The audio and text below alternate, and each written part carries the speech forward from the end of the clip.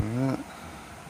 This video is on the Rusty's off-road, the steel flares that they sell.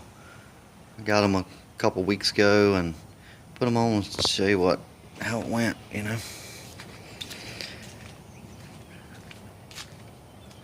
They're pretty nice stuff. I like the way they bolt on. They're not tapped and stuff like the plastic flares are. I had a set of them on here. I ripped them off with these swampers, throwing mud on them. But yeah, they got these bolts. What do I do? There we go. I got a cell phone. It ain't too good quality video, but these bolts here, all these bolts in the fender, they all go straight through. Have a fender washer on the back side of them, and they're kind of rounded, you know, so it kind of pulls the fender out, gets it away from the snorkel tube here. And they got a bracket on the inside. Let's see if you can see that there. These bolts go all the way through, right here. Nut on the top side, and then the top bolts bolt through that bracket.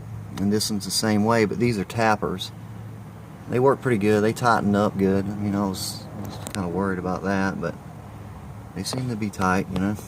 Should work. Just the front fender. These are bought separately. These bars down here, they're 3/16 too. And they bolt through with a riv nut, what they call a riv nut. I'll show it to you. It's pretty neat. I mean, they're pretty tough deal. Get through the rocker. Same thing. Bottom's not done yet here. I got rock sliders coming. I'm gonna put it on the back side and pinch that seam together. But yeah, these body lines, you know, like here, it's kind of hard to get that close, but this thing's been twisted on a pretty good bit. There's the back. When you do the back, if you was to get these things, this right here is the only, you know, bad part about it. I mean, it's not bad, it's just you've got to have this all straight and perfect before you tighten it down or your door won't open. And these bolts go straight through too, a lot of them. I don't remember exactly how many, but I think all of these up to this point, that's that riv nut deal. And yeah, if you tighten these things up, they kind of want to lock down on you and you can't get them back out. So if you don't get this right off, you know, don't tighten them all up until you get that perfect. That's all I can tell you here. But these are the riv nuts here, here, and here. And you got to do a pretty good bit of cutting. Let's see if you can get on there and see that. It looks like crap from this, but it, you know, you can't see it when you stand up and you're not looking directly at it, so it looks good. You have to do this though. And I could see light, you know, in a few spots where I cut it. And I went up in there with some expanding foam from the inside, and that seems to work pretty good. Keeps the junk out of there. Also cleaned out this panel here and filled it full of foam. Seems to always have mud in it. There's the back again. This side. Around the other side.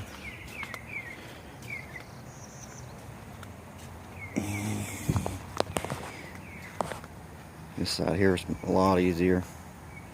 That fuel door was a monster.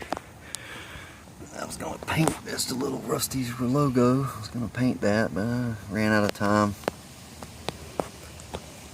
Had a couple buddies helping me. When you got friends helping, you just get it done. It took us all day Saturday and about a half a day on a Sunday to get it done. This side here, my buddy did this side. He did a little better job than me because it was still sealed, so you might be able to get away without getting all the way through there. But definitely cut and fold it. Don't just cut it, because it'll open the whole body up right there. That's what happened on that one. Somebody else did that. I didn't do it. Yeah, if you buy a Jeep, buy one stock. and do all this stuff yourself, because it's the only way you're gonna know it's right. And this side here is the same way. Also, you gotta, you know, this. Let me set you down here. You can quit shaking, maybe. It's a little better. This here, you start down here with a hammer and just keep working it, lightly hitting it all the way up, because this will be sticking out like this once you get these on here. You can fold that thing right over. Turned out pretty good. Same thing on this side. Through bolt tappers.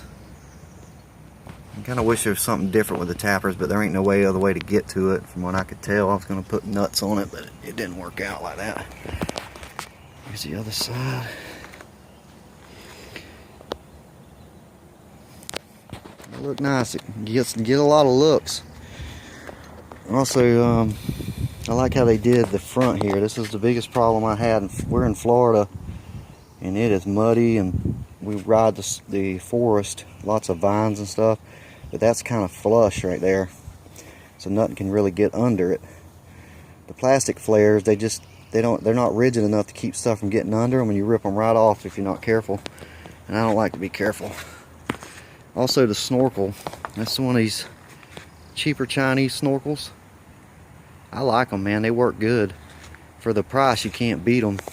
You have to, when you put these things on, you know, they're so high up that your snorkel has to be this high. I mean, it's up.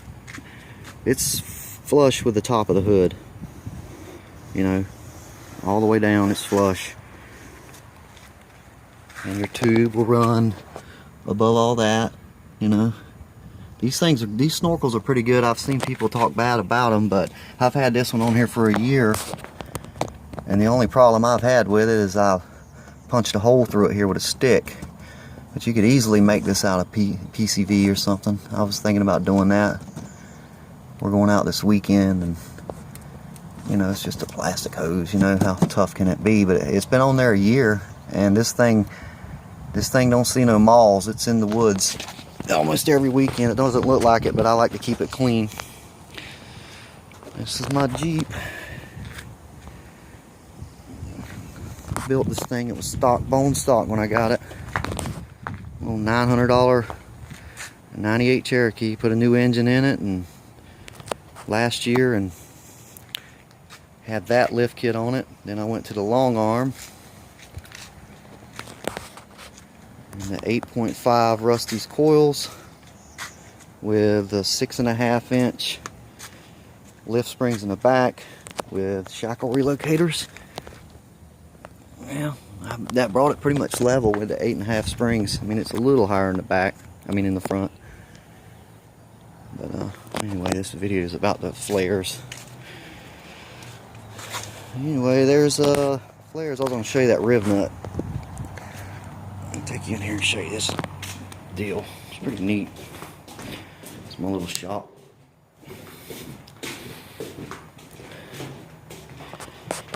But yeah, the riv nuts, they look like so. Yeah. Let's see if I can get it to focus better. There we go. They're threaded there. You drill a 3/8 hole, push it through the body. You have to hammer it in there too. It's not just going to slide. And then you put this tool. It's not easy as it looks. You screw this bolt in there till it's flush up against the riv nut.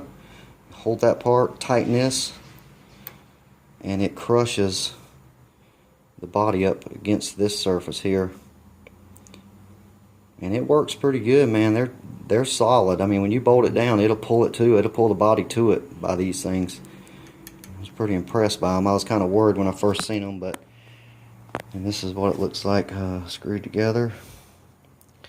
That's be how you would I guess you could hammer it in the body like that. I didn't try that.